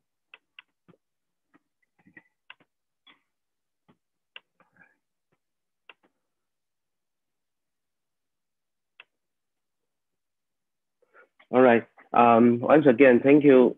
This very valuable invitation to me, having this opportunity to join IAPA annual virtual conference. Especially, I would like to thank you, Professor and Dr. Agus Pramonsinto and other so many good friends in Asia region, like Professor Alex Brillantes, Professor Linsa, and so many distinguished friends also join us online right now. So for these presentations, I would like to share with you all this about the institution resilience. So I having this presentation title like institutional resilience in the coming era of post-COVID-19 pandemic. So the reason why I mentioned about this is because resilience theory recently gained very popular discussion in the field of public administration discipline, which also very popular in other disciplines. What kind of implication we can gain from the resilience theory? I believe its potential contribution is like Dr. Linsa, who just introduced to us about the foresight planning is such an important concept and a useful strategy to thinking about the COVID-19 pandemic issues. So before I begin my sharing about the resilience theory, I would like to introduce my presentation framework today. It is divided into three parts. First, what I would like to mention about the current situation, and I will focus on the response phases, which is one of the phases in the disaster management, or you can say disaster governance. It is very useful to analyze the disease pandemic like COVID-19. Right now, I know the current situations in different countries has different progress. Some countries maybe still fighting with the necessary response. Some countries may be getting better and spending more time and the resources to thinking about the recovery phases. So, but I believe that right now the response phases is the major one we have to thinking about, and by introducing response phases activity, I hope we can share and exchange some useful implications for our friends around the world. The second part, I would like to mention about the province in the post-COVID-19 pandemic, which will be focused on the recovery phase. I still remember our distinguished speakers today in our welcome speech mentioned about the recovery phases issues of the COVID-19, such as the jobless situation, such as unemployment problems, and also the how to recovery the economy's economy activities back to the normal. So this also gives us a very good linkage to the title, to the major themes of this year's IAPA on virtual conference titles. The third part I will mention about what is resilience. What is resilience? Which is a kind of a new in our public administration circle, but it actually is a very it's not a new concept in other disciplines like ecological, like other physical disciplines. So I will give you some simple presentation about this about what is the resilience. So let me go to my next slide. In this slide, I try to bring you all to rethinking about what is the important activity in the we took in the phase of a response to deal with the COVID-19. I think the social tracing, limiting travels, keep a good social distance, that are very important. Some of them,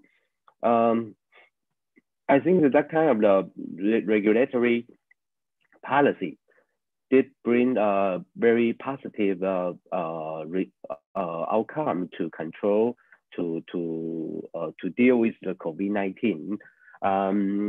But it's such a pity thing. We also hear some news from the cases in like UK, like in Malaysia.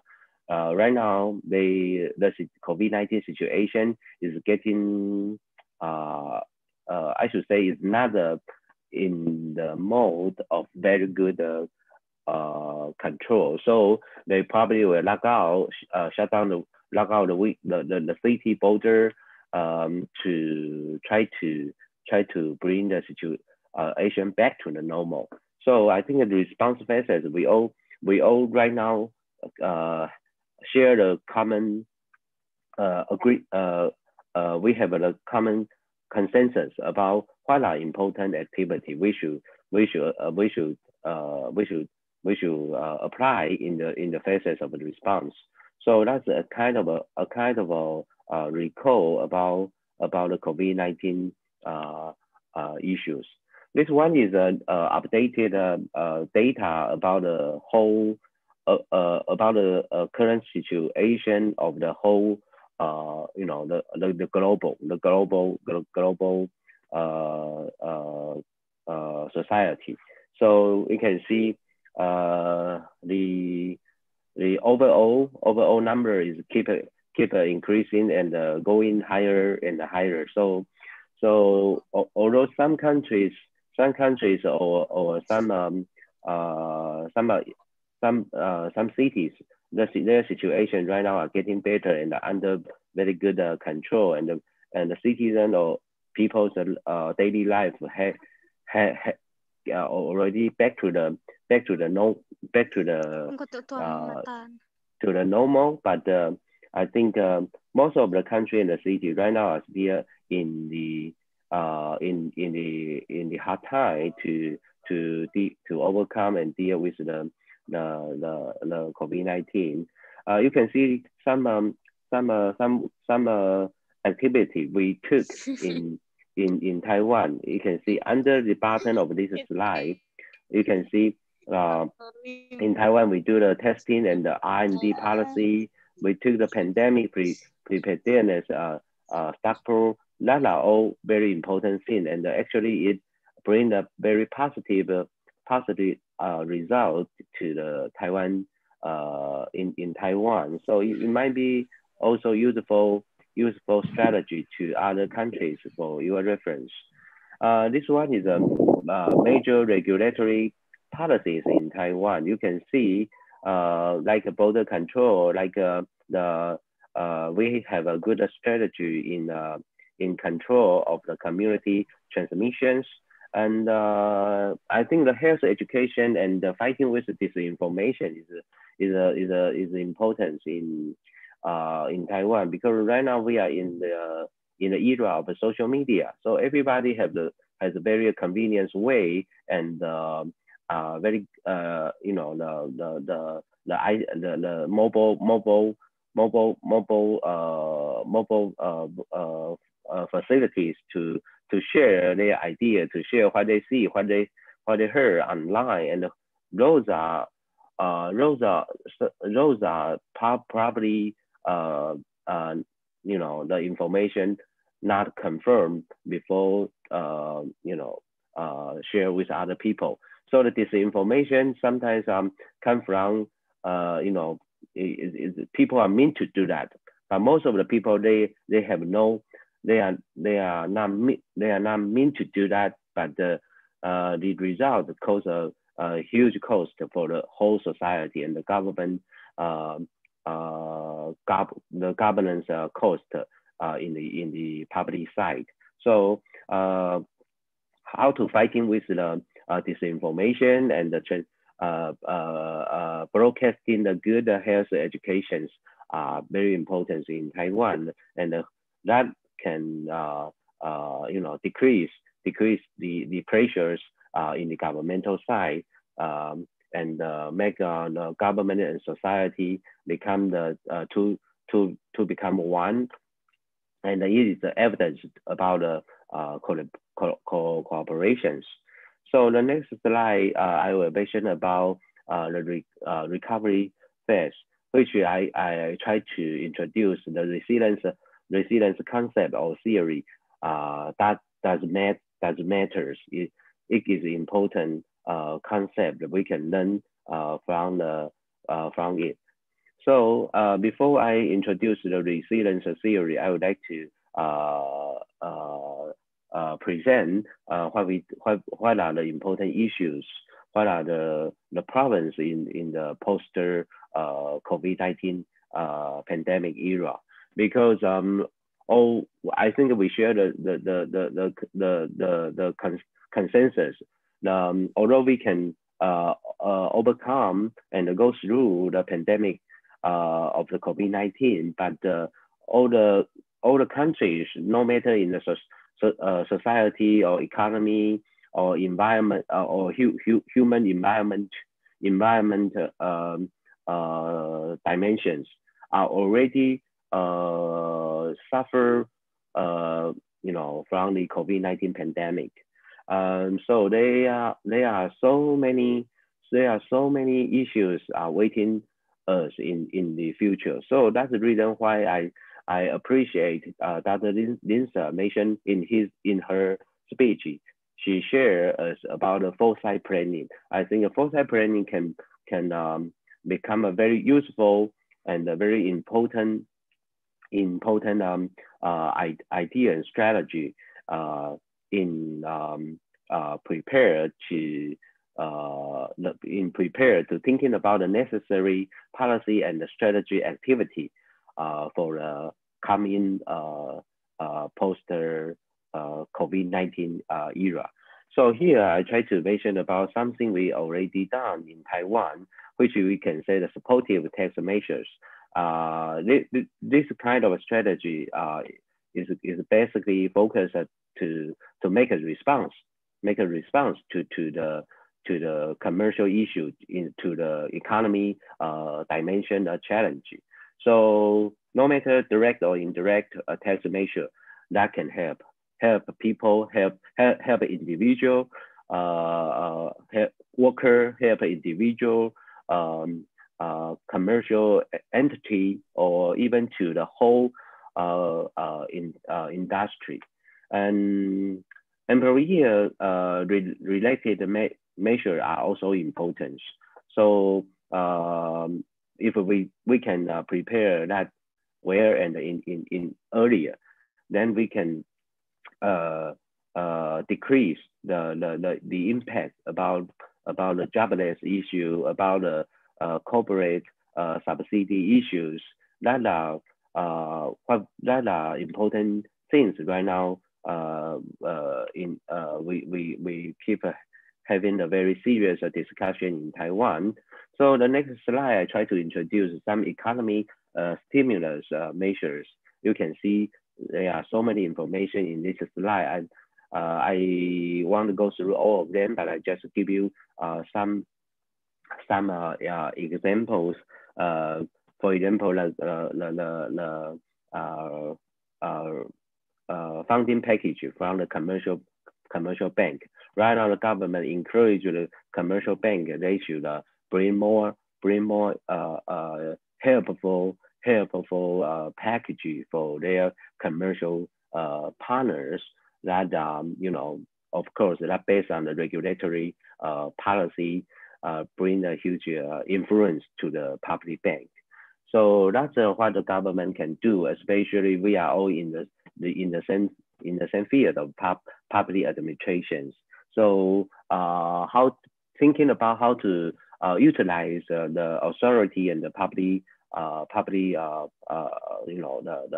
the power of the public institution to bring a good policy for the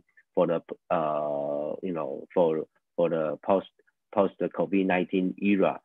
That should be the major issue. No matter your country right now are in the phase of the response or in the phase of recovery. So that is a major concept I would like to share in this slide.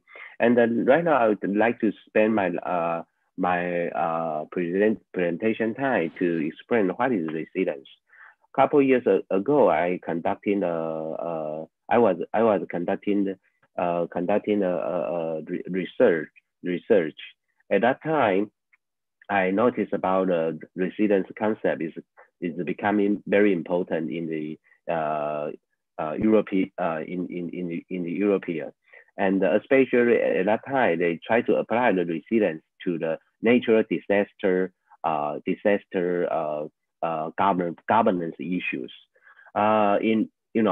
Basically, resilience is the capacity for a system. This system could be a community. This system could be a company. This system could be in a bigger scale, like a country, like a nation. So he mentioned about the capacity for a city, for a system that can bring him better capacity to deal with the change and continue to develop. That's the basic definition of what is resilience. And also we should notice about, you mentioned about we should emphasize and have agree with this idea. Humans and the natures are very interdependent. That is a very important issue. So no matter we are thinking about climate change or we are talking about the pandemic resilience can bring us a very good implications. So I would like to introduce some basic idea about resilience here. Like human and nature are strongly has a very deeply interaction. So when we're thinking about like the COVID-19 issue is deeply has deeply impact to the human side, but don't never forget that is sometimes has some potential relations with the natural side. There are three pillars within the resilience thinking. One is talking about a complex interdependency between the people and the ecosystem. Another one is about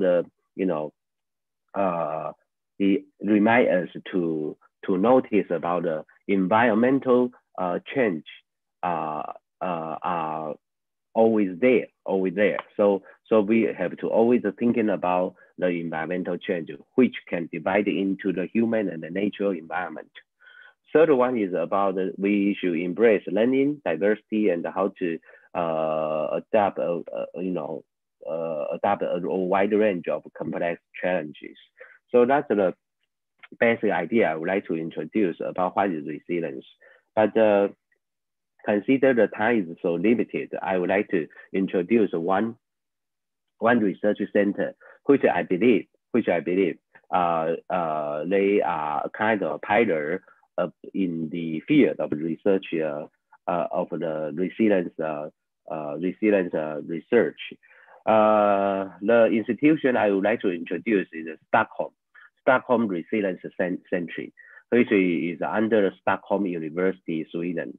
I have a couple chance opportunity to keep contact with them because I'm also serve as the reading programs country expert in Taiwan. So the reading variety democracy program are also is also led by some professional teams in Sweden. Okay, so for more detailed information, please refer to the Stockholm Resilience Center. I would like to invite more Asia regions partners to we can hand to hand together to connect with those with the institution like this one in the Western countries. Maybe we can learn something from each other. So that's my my idea to introduce this one. The last idea I would like to mention about is about the regional cooperations for the recovery phases. I try to conclude some good point for sharing. You know, we should keep sharing the latest information and knowledge. So today's virtual conference is a very good cases to support this idea. The others useful ideas for regional cooperation, we can see some market sentence in this slide.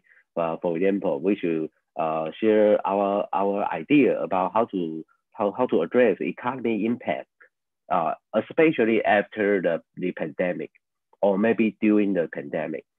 The second one is about cross-border or maybe cross-sectors resource pooling and mobilizations. That is very helpful and an important thing to tackle with the COVID-19 impact. The last idea I would like to mention about is about how to make our actions more coordinated, because we might share the same idea. The public institutions, they all realize and agree they should cooperate to each other. But according to the research, result which that remind us, the public institutions are usually have no enough experience in cooperating with other agencies. So this is very important issues, how to communicate with the public institutions to persuade them open their border, open their boundary to embrace the non-state actor or organizations to share their idea, to share their observation and the professional. That is basically implication from the resilience theory, because by this way we can make our strategy more comprehensive, and that can bring us back to the normal fastly, rapidly, and even we can have an opportunity to continue to have a sustainable development in the future, bring us to the better situation after the COVID-19 pandemic. That is my sharing, which can divide it into two parts. One part is about to conclude the experience and strategy of the pandemic issue. The second part is about the resilience theory. So that's my that's my idea. Want to share with all my best friends online this morning. Thank you very much. Thank you. Thank you very much, Professor Chan. So because we have limited time, after this meeting is concluded, we are going to the para session. But before we go to the para session, there are several questions that come to me, and it goes to Dr. Lizan. One say about anticipatory governance in combating the COVID-19 pandemic. And then for Dr. Mira, how do we differentiate well-being with the welfare and prosperity? And then for Professor Tipawan, there is a question about how the relationship between the central and local government to handle post-COVID-19. Is there any contrary policy between those two level government? And then last one for Professor Chan, how Taiwan respond to COVID-19 by having supportive tax measure and employment related, how these policies benefit to community or business environment in Taiwan. Oh, last one, last thing about for Dr. Lizan. There is one people say that he is interested in public policy studies in Philippines. How do we get the access to study about public policy from Philippines? Thank you. You may respond to the question 3 until 5 minutes each. Thank you. Thank you very much, Dr. Pivola. First, on foresight as a tool, it's not only for COVID-19, not only for pandemic, but it's really a handle that we can use to broaden our capacity on sound evidence-based policy making. So there are a number of tools that we can use, like the features triangle, the causal layered analysis, systems thinking as well. We do the axis of uncertainty. Here in foresight and features thinking, we look at different scenarios, and these scenarios could be or rather our past or our history, can contribute to the scenarios that we are making. So foresight really is a higher level of strategic planning that we are using in our annual planning in our organizations. And what we are looking really here, especially in the Philippines, is uh, to build up the capacities of our policymakers to be more inclined on a sound decision making, especially in the policy process. For House members, for the members of Congress in the Philippines, for example, we are incorporating features thinking and foresight, and they are really interested to see the implications or the importance of these handles, because we are leveling up towards our analysis and towards adoption and implementation of policies. On the second question, on your interest for foresight and future thinking in the Philippines, I can give you my email, but we have this Philippine Futures Thinking Society, and we also have courses at the Development Academy of the Philippines Graduate School. So this means that all sectors in the society in the Philippines are now we are slowly engaging and pushing forward that they will use this. As I mentioned earlier, we have our undersecretaries and assistant secretaries. They are high-level government officials who just presented and ongoing presentation. They are on ongoing presentation. They are presenting on their policy foresight responses. And right now, we want our government, as we are proposing, because we are on the capacity development stage, we are requiring them to provide a policy foresight report, which the next leadership or the next generation can make use of that. So that's really a long-term plan for the Philippines. Thank you. Okay, thank you very much, Dr. Lizan. Now, Dr. Mira, it's your turn. Thank you very much, Dr. Ola. So I guess the question is about whether well-being is similar, different from welfare to prosperity, right? I guess if we talk about the welfare, it's actually theoretically it probably comes to the economics, the original is from the economics terms. And then if it is in the economic theory, is about, utility gained. Sorry if it is abstract, but utility gain through the productions of goods and services that you use as well. So I think originally it's probably quite, the scope is quite probably limited in the sense that this is about the economic welfare, economic utility, but I think across times, welfare can also refers to well-being. I think I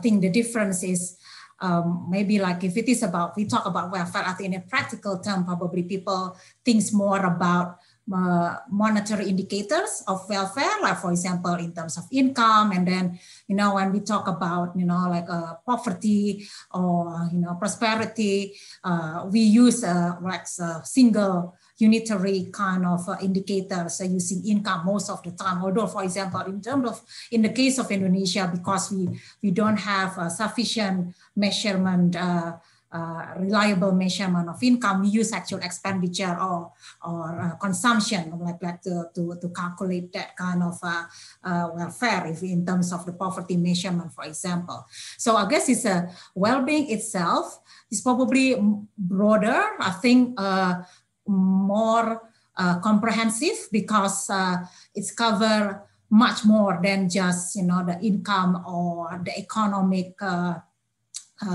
welfare. So I guess that's probably it. I mean, like, although I think now people also are kind of like look at the literature, they try to probably also discuss that interchangeably. But I guess it's I think in terms of the coverage, it's actually there's a shift towards really we talk about economic welfare, but then now is talking about well-being, which is about the holistic, multidimensional, include not only about economics, welfare, but also other aspect of life, including governance, including health, including like justice. And then I think the coverage is probably broader in the sense of well-being. I think that's probably the answers. Thank you, Mbak Ola. Thank you, Dr. Mira. The next one is Professor Tipawan.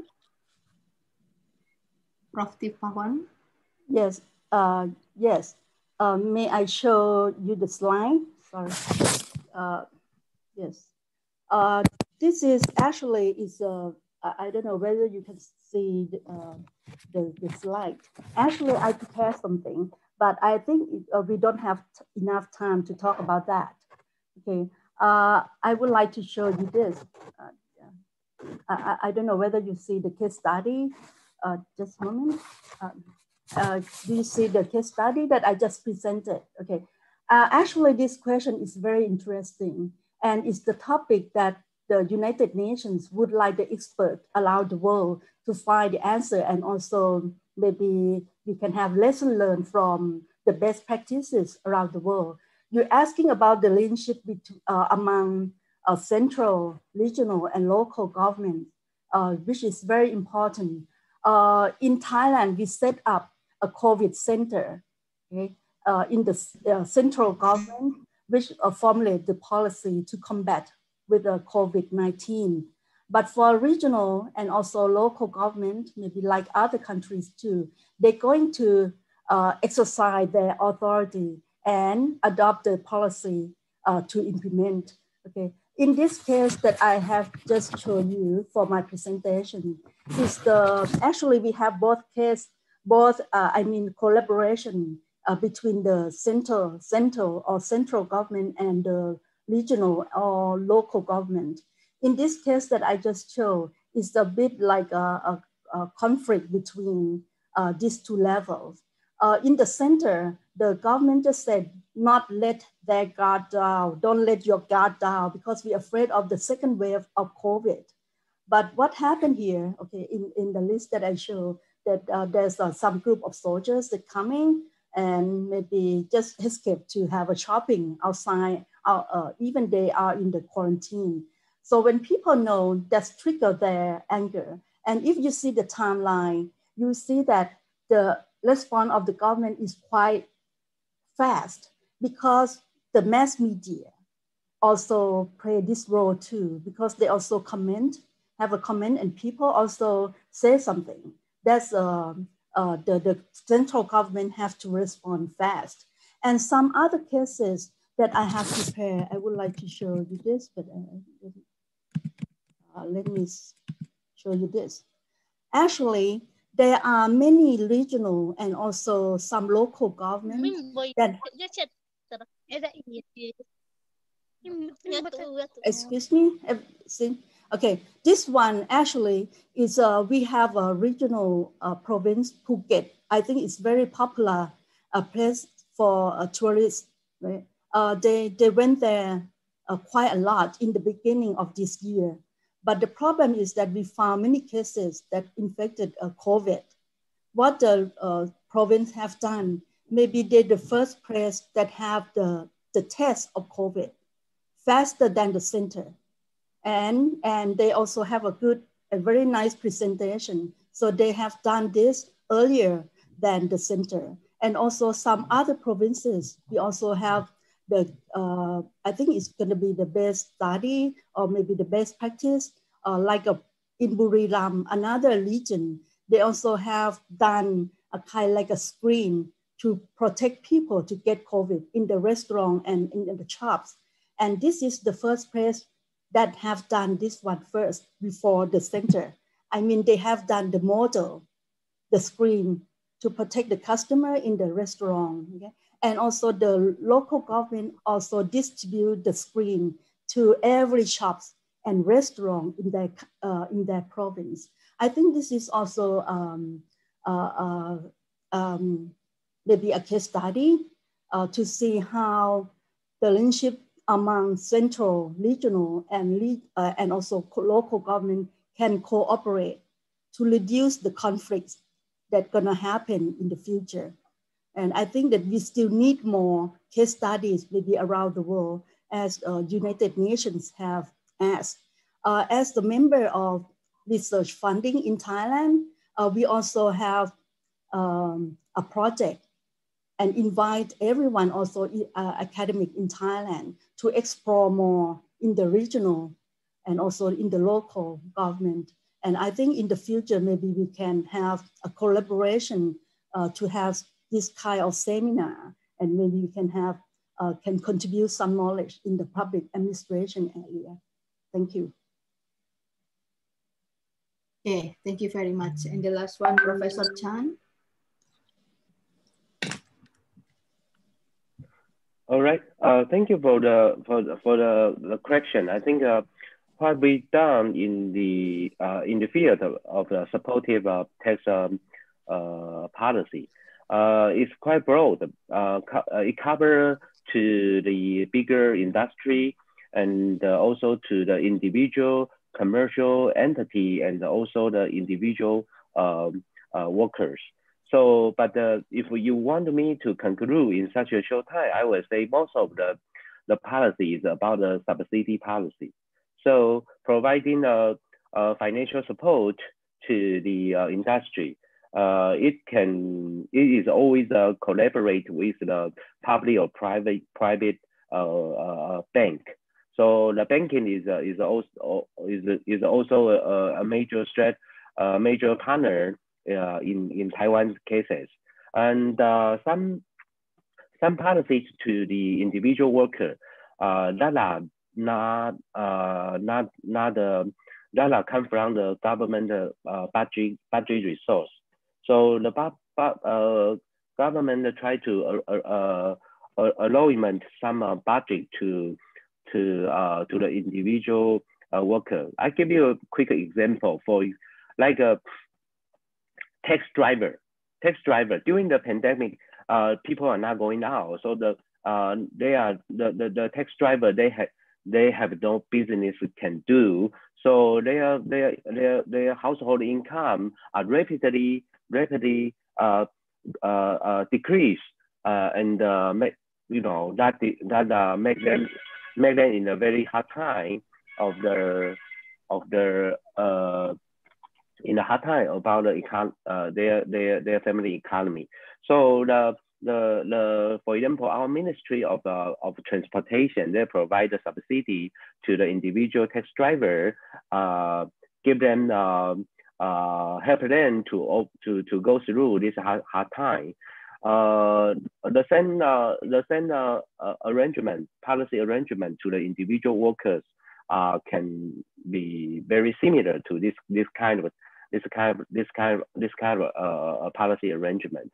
So that's my very briefly conclusion about what our tax and the economy supported policy to in Taiwan. Besides this one, I also noticed about in our chat box. One of our friends, I think actually Mr. Ike, he said he mentioned about if we some countries right now, they are deeply depend on the big government because the big government can do more service and can do better reaction to the COVID-19. So he basically asked me about what's my explanation about the dependency of the province.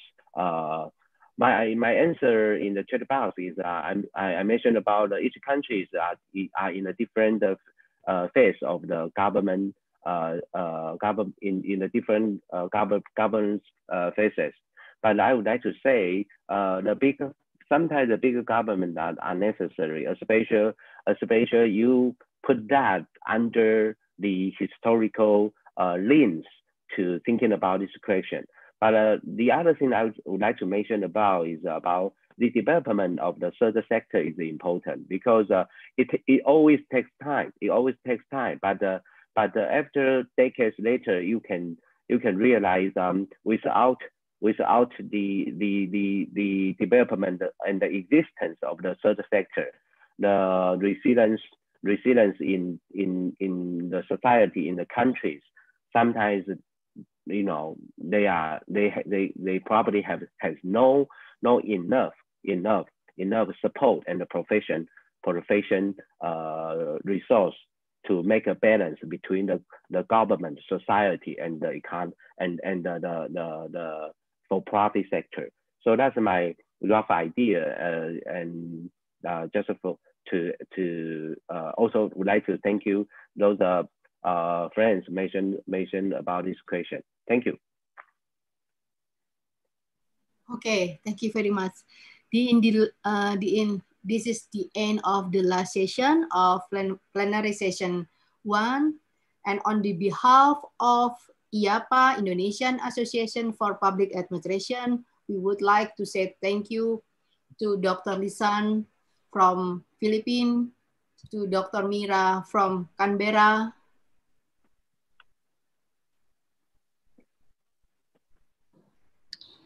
to Professor Tipawan from Thailand,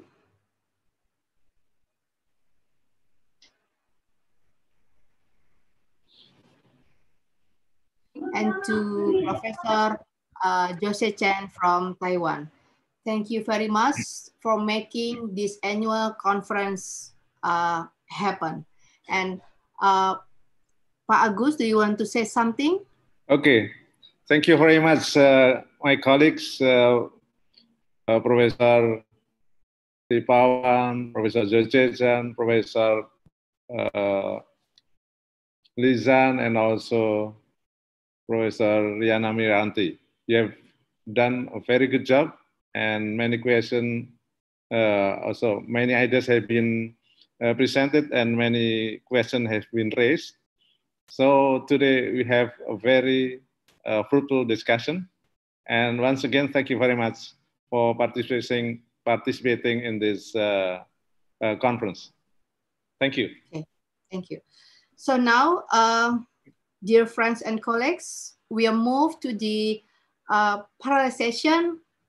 So the one on the list on the chat book, we already mentioned about the link for stream 1 until 6, and the one who present on the stream 6 will be stay in this room, and everybody can move to the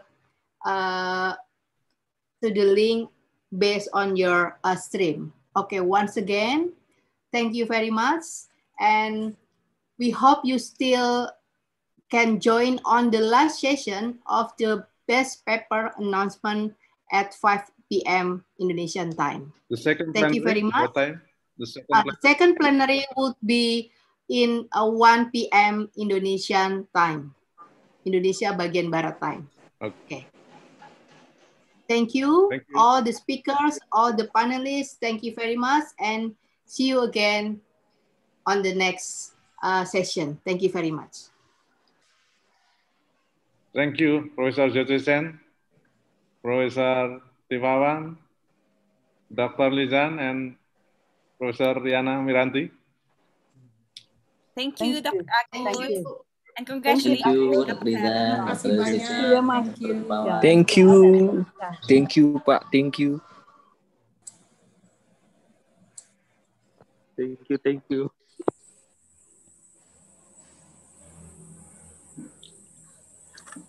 Bola, bukannya jam 13.00 ya, bola? 13.30 maksudnya. 13.00 itu. Oh, 13.30 ya. Ya. Tapi nggak apa-apa ya, 13.00 Yes, masuk dulu gitu ya. Nggak apa-apa.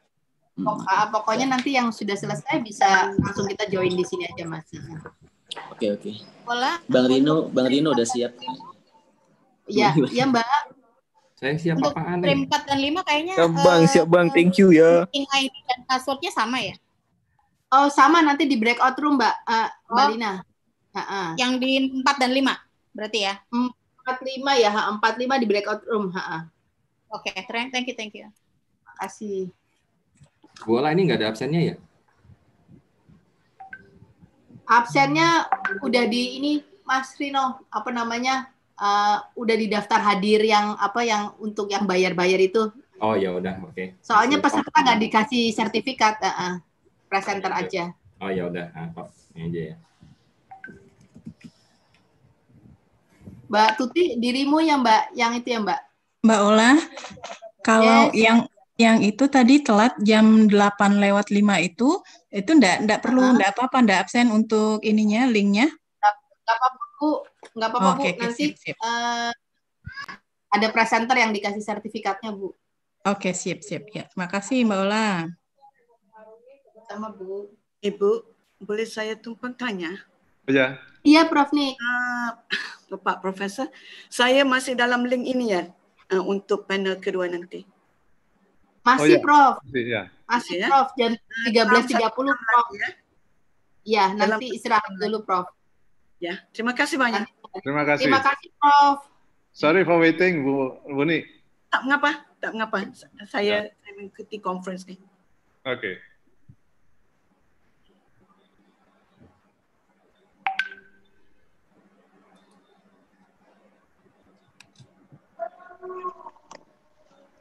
Mbak Tuti, dirimu yang mengambil alih ya Mbak Tuti ya?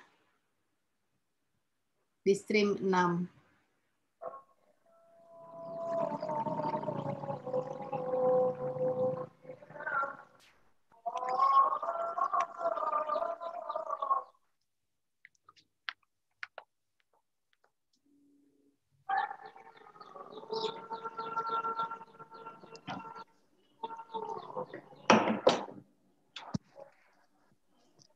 Selamat pagi semuanya. Untuk yang stream 6, adakah yang di stream 6? Di stream 6 kita namanya Ya, Pak Andi Ahmad Yani. Yang belum hadir Pak Andi Ahmad Yani dan Pak Dadang Masyur. Oh iya, benar. Nggak apa-apa, nanti di presentasinya kalau nggak ada dilewatin aja. Baik Bu Ola. Untuk yang lain Bu Dini Alamanda. Bu Dini Alamanda. Oh, ada. Oh, mungkin ada ya, ada Mbak Ike ini, Mbak Ike Kania. Mbak Tuti, sudahkah di sini Mbak Tuti?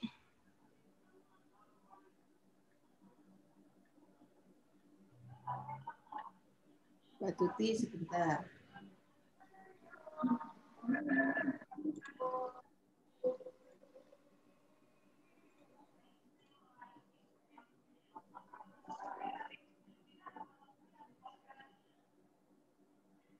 Mbak Tuti sampun di breakout room Bu Olah, sampun mulai yang stream 6.